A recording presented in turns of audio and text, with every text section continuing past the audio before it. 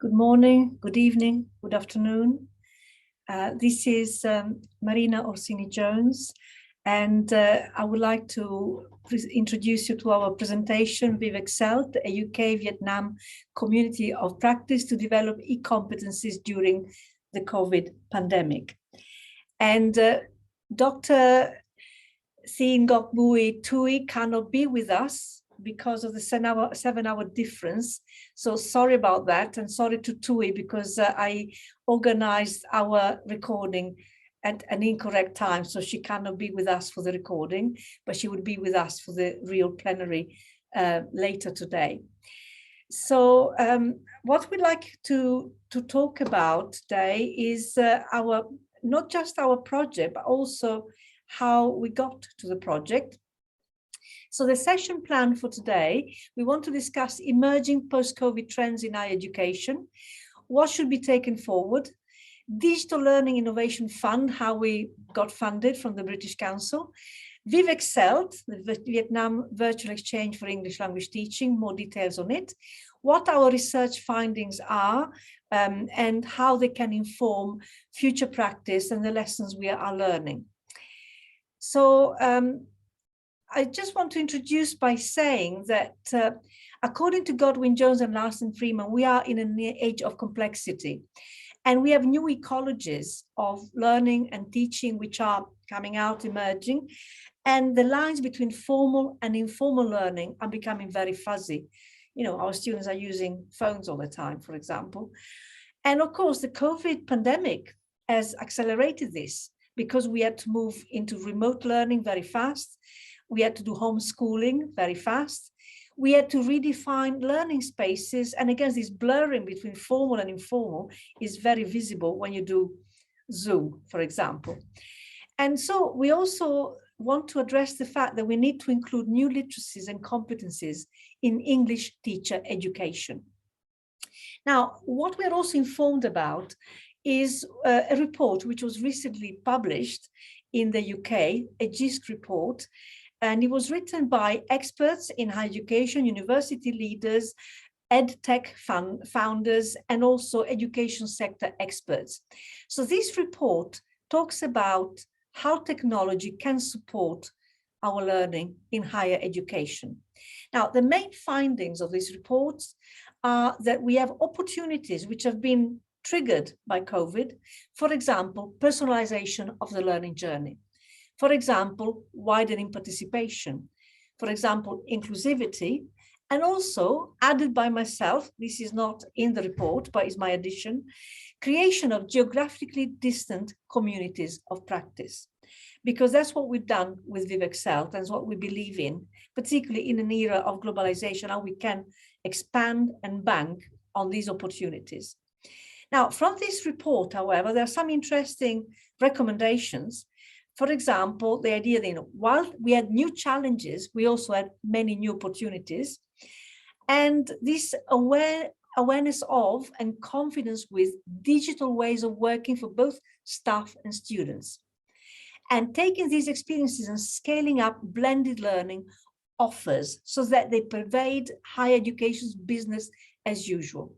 Now, apologies to my learned colleague and friend, Josef Kolpaert, who doesn't like the word blended, but blended has been at the core of what I've done for a number of years, and I believe in good blends.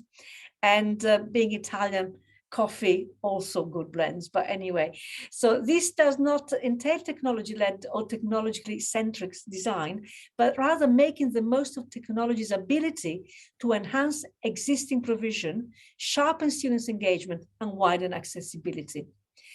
So getting to this point will require concerted efforts to address barriers to effective investment and scale-up activities. So this was, really the gist of the GISC report. And this really links with our project for the British Council, because the blending is also part of this.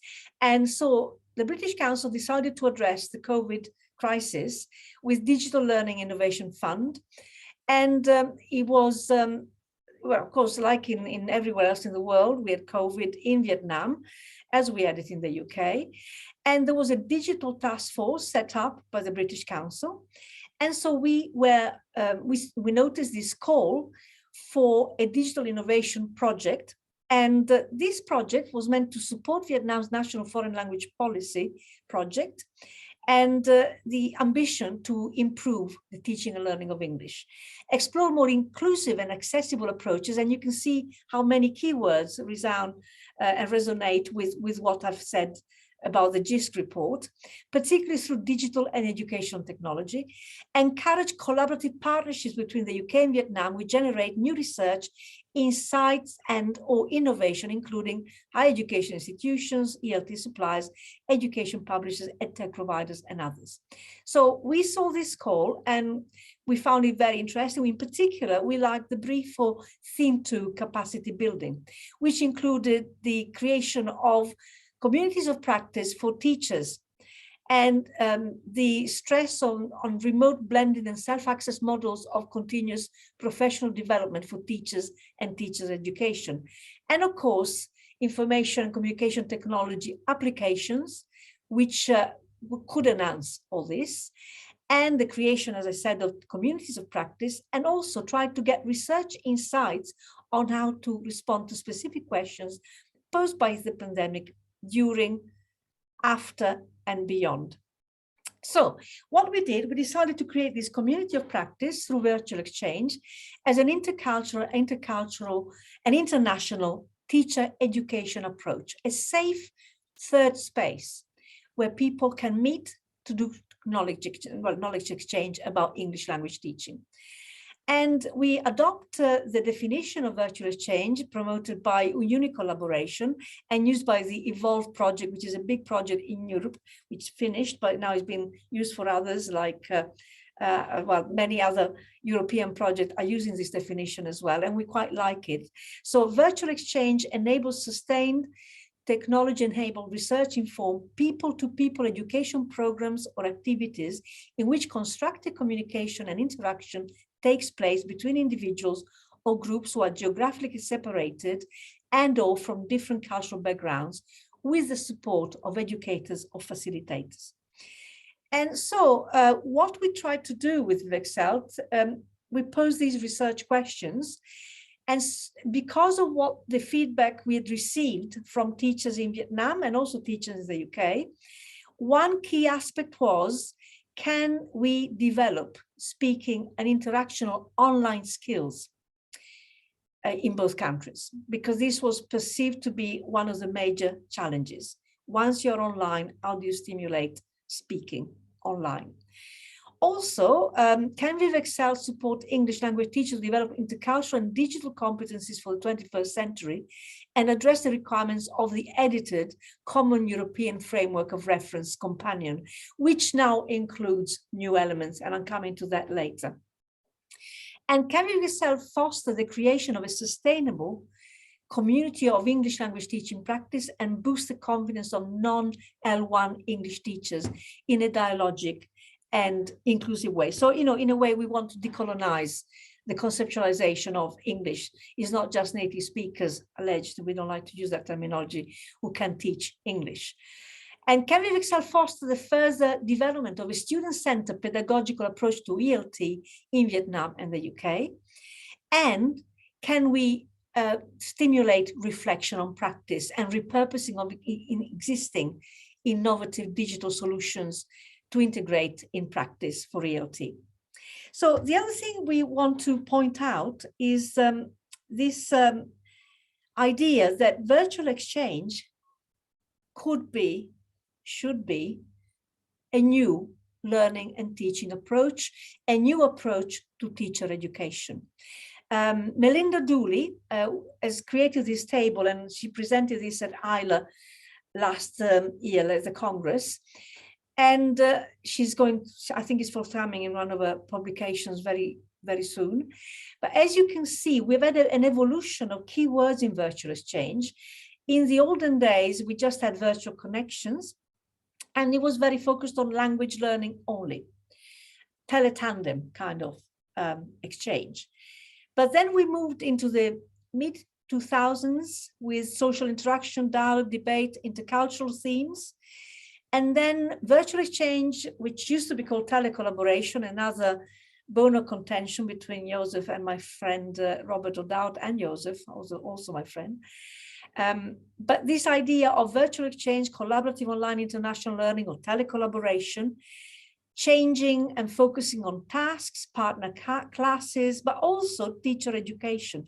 And now we've really moved more towards more embedding of virtual exchange into teacher education, and focusing on innovation, linguistic, intercultural, and digital competencies for teachers, not just for students. And so we really think perhaps, and we agree with Thuy on this front, that we need to have some embracing on the part of policymakers in various governments of the fact that virtual exchange could be a very powerful way of doing teacher education or doing language learning as well. And this is happening in Europe, but is happening less so in Vietnam and in other countries. So we hope we can impact on this. So how do we do this? How does ViVEXELT work? We inspire ourselves to reflective practice, the famous Donald Schoen. Mann and Walsh have worked on this topic in the UK. I've also published on reflective practice, and I'm a big believer in reflective practice, and I believe in kind of active practitioner action in practice. So you're doing reflection while you are doing things in English language teaching. Then immediately after, you reflect on how what you were doing worked. And then you will also reflect for action for your future practice, okay? And so what are we doing exactly with ViVEXELT? Well, we created a set of courses, and we knowledge share, a set of sessions for courses, we knowledge share, and we've attracted over 200 participants. And these participants are English language teachers, English language trainers, and English language teachers, students in teacher education, okay? And what we have included, following discussion with our partners in Vietnam, are topics which are hot at the moment: introduction to classroom interactional competencies in online settings, in synchronous online settings, teaching, speaking online, community grammar teaching online, tips and tricks to support online interaction, and reflective practice to think about all this.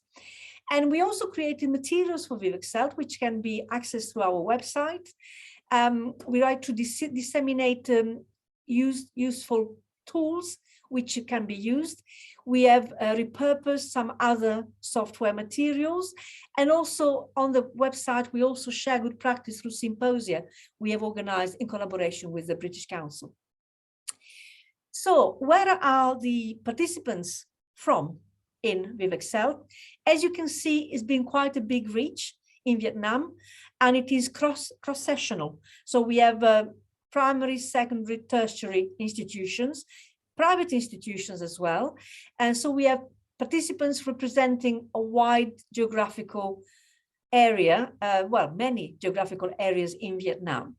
And we'd like to thank them all for participating in ViVEXELT. If they're listening to us today, if they're here, thank you for participating in ViVEXELT and inspiring us with your practice, because we shared very good practice. In the UK, we've had people from Coventry University, the Coventry Group, the pre-sessional team, University of York St John, University of Leicester, and the Coventry Refugee and Migrant Centre. And also, we have a very multicultural, multilingual group of students on the Masters in English Language Teaching at Coventry University. And they come, as you can see, from a variety of countries. So we have students studying in the UK from China, Pakistan, Albania, India, Nepal, Iraq, Cyprus, Taiwan, Nigeria. So you can see what richness there is in terms of fertilization and cross-referencing of cultural frameworks for English language teaching.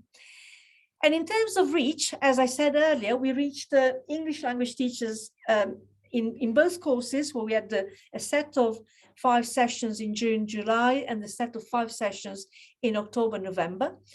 And as you can see, on the whole, 274 participants Now, the platforms utilized, we use the Open Moodle as our repository, asynchronous, where we also posted useful materials for everybody, but also tasks for reading before the sessions, and also fora and forums or fora for asynchronous discussions and various activities. We use Zoom for the synchronous the sessions where we were live for an hour and a half for 5 weeks. We use Microsoft Teams for the management of the project. So we met in Teams because it's safer, allegedly. Well, I don't know, it's safer than Zoom in terms of keeping your documents confidential. We also used online surveys, which is also complying with the privacy laws in the UK and Europe. And we use this for online surveys to administer to participants. And when we collected quite a lot of data from this, we use Microsoft Forms for sharp little short evaluations after each session. And we also use many other tools during the sessions: Genially, Adobe Spark, Mentimeter, Socrative, Ideas Board, Slido, and Answer Garden. So if you want to know more about this again, please refer to the website. And of course, in terms of tracking activities, we also have the tracking devices on Moodle. And this is an example of the JISC ethically approved survey, because at Coventry we're very strict on ethics and everything had to be approved through stringent ethics requirements. Now, when we talk about competencies for teachers and students in teacher education, I find this table by Helm and Gus, and it goes back quite a few years. We're talking about 12 years ago, but I find it's still quite good. And it shows all the literacies you need and you can develop in a telecollaborative or virtual exchange project.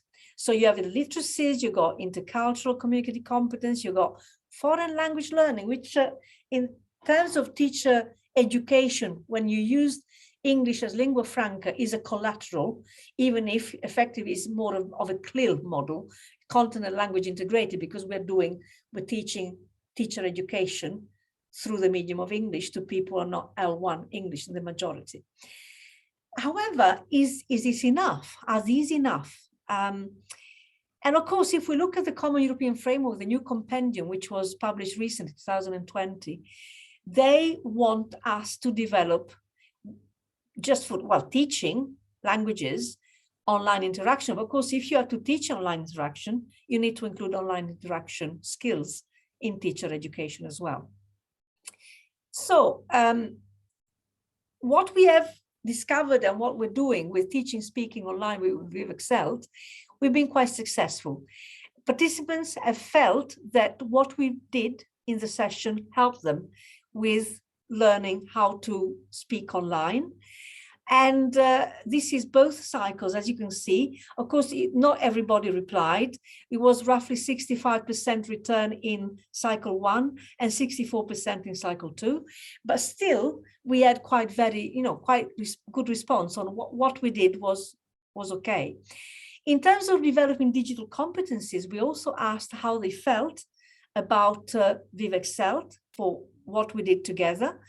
And they seem to strongly agree, majority or mostly agree, that they developed competencies in, again, cycle 1 and cycle 2. Now, comparison, most participants would like to continue. This was very good for us as a team, Vietnamese and UK team, that most people enjoyed the whole process so much, they want to continue with ViVEXELT going forward. And we're thinking how we can do that in collaboration with the British Council of Vietnam. So what we also did well in terms of collection of data from the JISC surveys, what we were hoping to do in our research questions is emerging as having had an impact. So this idea of knowledge sharing is happened. This idea of sharing new digital solutions has also happened. And we have some nice positive feedback on the way we structure each lesson session. And what is coming out, and I'm going to dwell more on this in a second, is the fantastic sharing in the breakout rooms. And what surprised us a bit in the UK, because we use breakout rooms extensively, not everybody in Vietnam had used breakout rooms. And of course, there might be issues with this. In fact, my colleague Thuy, who's not unfortunately doing a recording with me today, she pointed out it might be difficult if you have primary school children and you don't have enough people or enough teachers, enough monitors to put in each breakout room.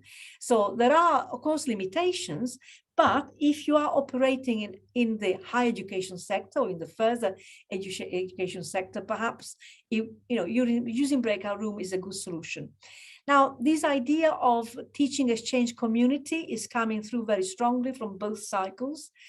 And the nice environment, the materials and good sources to help people develop professionally, also good feedback on this. And as you can see, breakout rooms are coming through again, learning community coming through again, and giving all participants a chance to speak out during the sessions. And what we also like very much, this idea that we gave great support, motivated, inspired participants, and we were very friendly. I like that. So what we have done as well, we have collected, analyzed in the portfolios the reflective portfolios which were submitted, 22 in cycle 1. We put them all into NVivo and identify some themes and keywords. And the breakout rooms, as you can see, keep emerging and recurring as one of the key themes in our ViVEXELT. So what we also noticed in phase 1, there were some constructive criticism moved to us. For example, because of the online environment, instruction should be given in a clearer way. Breakout rooms should be more structured. It would be helpful to always have mediators in breakout rooms. And also learning from the experience, some participants said, I like to assign a group leader, moderator to each breakout room. So they were noticing the very positive effect that a moderator or a group leader would have in a breakout room. And also this interesting thing, mixing students, instead of having all the best students in the same room, all the weakest, just trying to mix them so they can learn and support each other. And this was the experience of participants in ViVEXELT. We had mixed ability groups, mixed English ability, mixed language teaching experience, mixed sectors. And it worked quite nicely how they were exchanging ideas on how to teach and how they were sharing the pains of having had to teach online and having to be abruptly been put into an online situation, remote teaching because of the pandemic. And the idea as well of these language learning teaching competencies we need to learn more about. So what we did in the second phase, we recruited more mediators for breakout rooms. We held mediator training knowledge sharing sessions. We improved, we think, the structure of the sessions not to create confusions amongst participants. And so we created more opportunities for them through scaffolding. So we had between 70 and 25 participants in the session, the second course. We had more reflective journals submitted. And again, we use NVivo to analyze the keywords. And interestingly enough, breakout rooms are coming through as strong ViVEXELT breakout rooms. And if we compare again, you can see how you have breakout rooms again in both cycles. So the positive aspects are the effectiveness of the mediators in keeping engagement and free flowing. And this idea that a mediator needs to be encouraging, mediator needs to foster sharing of opinions and act as an icebreaker. And so it was also the fact that they had to have, the important thing to have mediators who were experienced. And these were mediators from both Vietnam and the UK. We had mediators from both countries. So what is emerging, and we're borrowing this from Morehouse, Lee and Walsh, who have published this very recently, is this e-classroom interactional competencies. The synchronous environment presents new challenges. In particular, you need more technological competencies. You need online environment management competencies. You need online teacher interactional competencies, which of course, if you are in a face-to-face situation, you don't need to have, or not particularly. When a face-to-face with a blended activity might require some of this, but really you need to have them definitely in the online environment. So what we also have in particular, what Morehouse, Lee and Walsh say, what we need to learn in particular is to teach and communicate across the screen. And that can be challenging, particularly when you find yourself in a situation where all your participants are keeping just a black box and mute. And so they're muted, there are black boxes in front of you, so you have to still communicate content across the screen, which can be challenging because you don't know what to do and you're disconcerted about all those black boxes in front of you. And you also need to engage learners using two-dimensional images, because of course we're not three-dimensionals online. You see me as a flat person now. You can imagine my dimensional third dimension, but you can't really see it. So how do we compensate for that? And of course, facilitating interaction is more challenging because of the lack of the gestures, the lack of the other things we can do. And we can't do that really online. So how do we compensate for that? How do we make the most of the environment we've chosen to use for that online session? And of course, we need to attend to students' emotional needs across distance. And of course, bearing in mind these students have been challenged by the pandemic. These students feel they've lost out in their learning experience and in their teaching experience. And those students may be sometimes not be very happy about being online.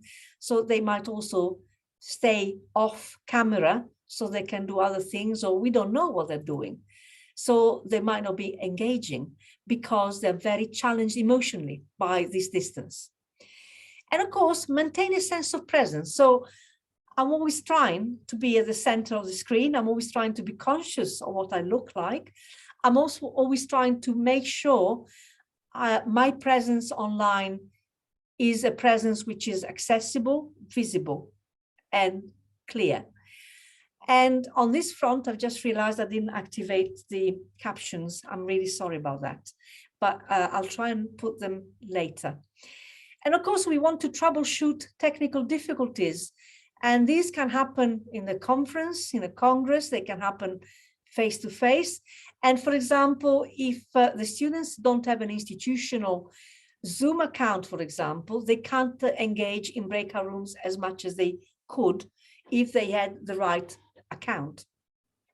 So these are all interesting things. And what we did on ViVEXELT, we explored them through the eyes of our former students or current students.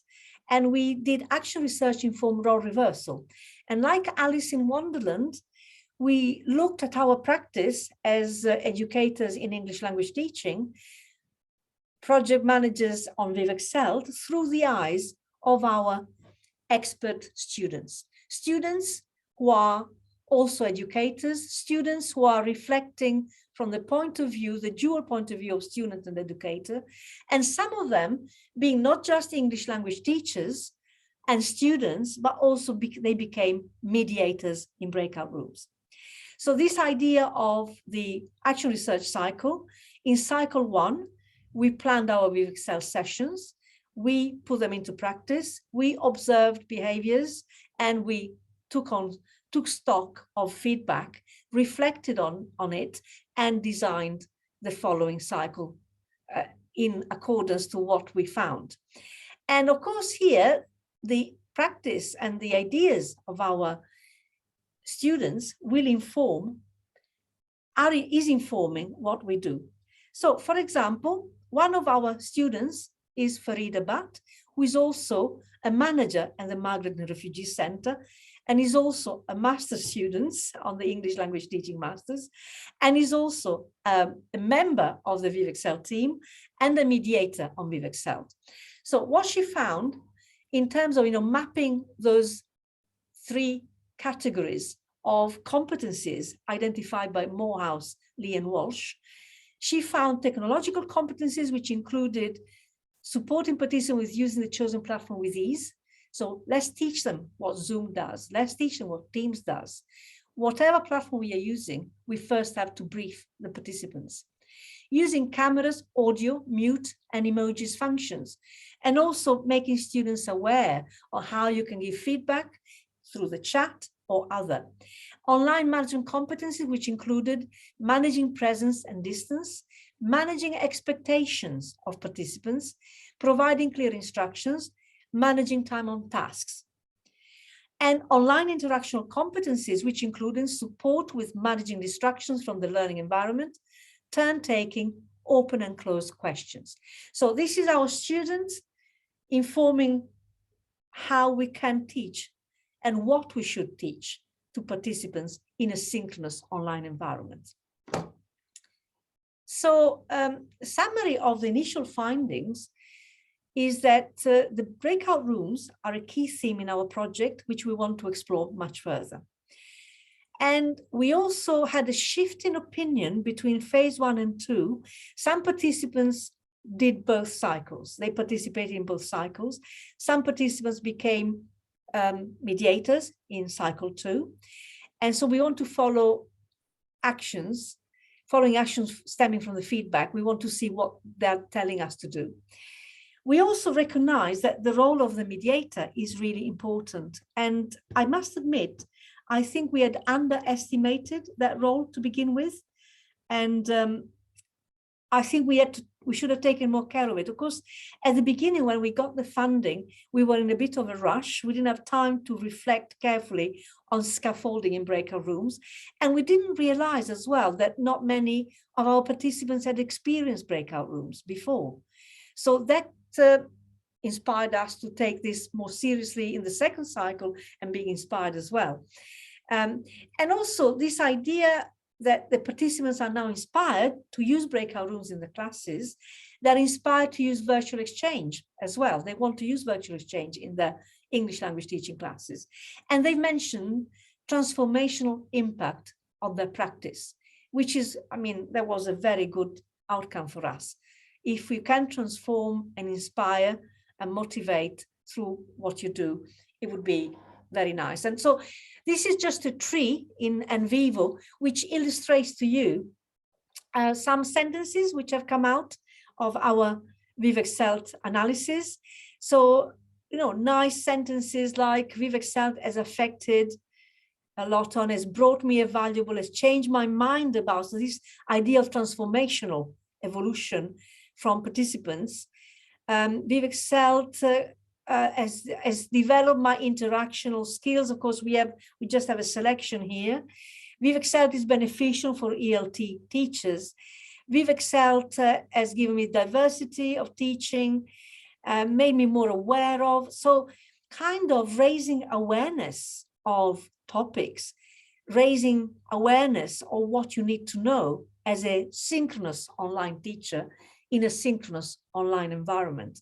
So being aware of also how you do, how the asynchronous Open Moodle interacts with the synchronous sessions, and being aware of the fact that you need to know more and your digital competencies need to be scaled up. So what we've also found, and we're now reaching conclusion here, the COVID pandemic appears to have changed attitudes towards remote online and blended learning and teaching.